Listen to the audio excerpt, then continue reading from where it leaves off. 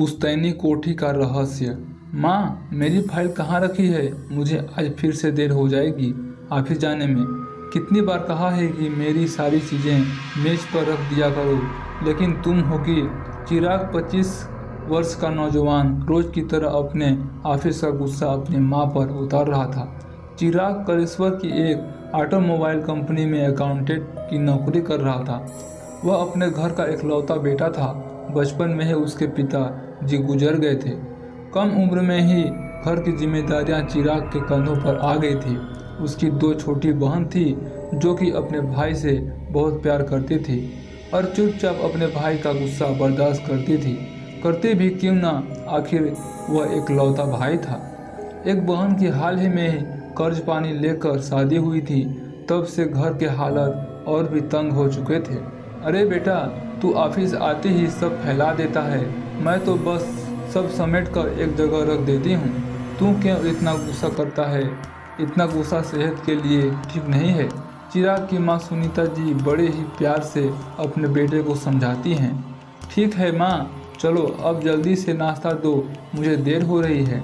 अपनी नाक सिकुड़ते हुए चिराग बोला। रोज की तरह उस दिन भी अपने ऑफिस से घर आते समय मंदिर में दुर्गा माँ के दर्शन किए और अपनी सारी परेशानियां दूर होने की कामना की और वापस घर लौटा। घर लौटते ही वह बैठा था कि तभी उसके घर के फोन घंटी बजी। और साहब, तुम हमें भूल ही गए। उधर से किसी बुजुर्ग आदमी की आवाज़ आई। चिराग को समझाते हुए देर न लगी कि यह आवाज़ उसके सौतेले माँ की है। नहीं मामा, ऐसा नहीं है, वह बस थोड़ा बिजी रह रहा था मैं, इसलिए आपको फ़ोन नहीं कर पाया। चिराग ने दबी हुई आवाज़ से कहा। अजी, इतना भी क्या बिजी के हैं? किसी के पैसे लेकर भूल ही गए। कोठी का सौदा क्यों नहीं कर देते? मामा जी आवाज़ में अब रौब था। अरे ला, तू मुझे फ़ोन दे। चिराग की माँ ने ज़बरदस्ती चिराग के हाथ से फ़ोन छीन लिया। चिराग के माथे की लकीरें सिकुड़ने लगी थी। वह अपनी माँ के चेहरे को देखकर समझ सकता था कि मामा उससे हमेशा की तरह गुस्से से बात कर रहे होंगे। अपने बहन की शादी के लिए और अपने घर की किस्त देने के लिए चिराग ने अपने मामा से 10 लाख रुपए उधार लिए थे, और वह भी ब्याज पर। छोटी बहन की पढ़ाई भी अभी अधूरी ही थी। वह ग्रेजुएशन कर रही थी। चारों तरफ से चर्चे भरपूर थे, लेकिन चिराग की आमदनी और खर्चों को पूरा करने नहीं पा रही थी, तो वह उधार से पैसे कैसे चुका रहा था। माँ, मैं क्या करूँ? मैं बहुत परेशान हूँ। मैं तो पार्ट टाइम भी करने लगा हूँ, लेकिन उससे भी कोई फ़ायदा नहीं हो रहा है। मायूस चिराग अपनी माँ का हाथ पकड़कर उनसे कहता है, भैया परेशान ना होइए, मेरा ग्रेजुएशन पूरा हो जाएगा, फिर मुझे आगे की पढ़ाई नहीं करनी। मैं छोटी मोटी कोई जॉब कर लूँगी, उससे कुछ तो सहारा होगा। चिराग की छोटी बहन सुषमा ने कहा। लगता है तू ज़्यादा ही फिल्में देखने लगी है, आजकल बहुत डायलॉग बोलती है। चिराग ने उसे डांटते हुए कहा। देख सुषमा, बस तुम्हारा वक्त खराब है। जैसे ही हम सब कुछ ठीक होगा, मैं तुम्हें डॉक्टर ज़रूर बनाऊंगा। सभी लोग खाना वाना खाकर अपने अपने बिस्तर पर चले गए, लेकिन चिराग की माँ सुनीता जी को नींद ही नहीं आ रही थी। न जाने वह किस चिंता में लीन थी। रात करीब 1 बजे सुनीता जी अपने बिस्तर से उठी और घर के स्टोर रूम में जाकर सब सामान इधर उधर करके कुछ ढूंढने लगी। सामान की खटपट से चिराग की आंखें खुली तो उसने पाया कि उसकी माँ स्टोर रूम में खड़ी सिसकियां लेते हुए रो रही थी। सुनीता जी के हाथ में एक बड़ा सा फोटो फ्रेम था। उस फोटो फ्रेम में एक बहुत बड़ी कोठी, उसके आगे 4-5 लोग खड़े थे। चिराग अपनी माँ के कंधे पर हाथ रखते हुए बोला, माँ, यह कौन है? सुनीता जी एकदम हड़बड़ा गई, जैसे उन्होंने चिराग के आने की उम्मीद भी न थी। अरे चिराग, तू सोया नहीं अभी तक? कल ऑफिस भी तो जाना है तुझे, जल्दी जा, सो जा। फोटो फ्रेम में साइड में रखते हुए सुनीता जी ने कहा। मैं तो सो जाऊंगा माँ, लेकिन तुम इतनी रात में स्टोर रूम में क्या कर रही हो? सफाई करनी थी तो सुबह का इंतजार कर लिया होता, या फिर यहाँ कुछ ढूंढने आई ही? चिराग ने कहा। अरे नहीं बेटा, बस ऐसे ही, चल जाकर सो जा। रात के 11 बजे हैं। माँ का स्टोर रूम में आना और सिसकियाँ लेते हुए रोना चिराग को खटक रहा था। वह समझ गया था कि कोई तो बात है जो कि उसकी माँ उससे बताना नहीं चाहती।